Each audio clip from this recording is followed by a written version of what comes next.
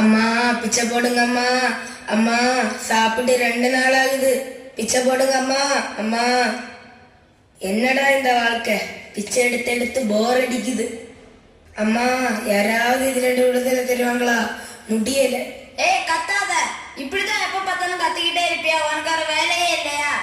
அங்கே என்ன சத்தம்? அங்க ஒண்ணு இல்ல இயேசுவே. கண்ணு தெரியாத ஒருத்தன் எப்பவுமே கத்திக்கிட்டே இருப்பான், அவனுக்கு வேற வேலையே இல்ல.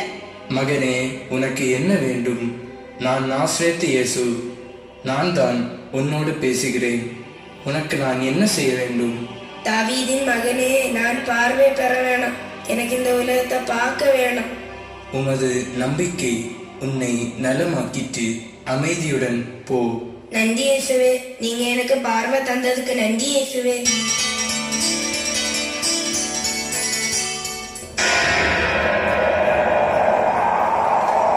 நீதான் அந்த இயேசுவா?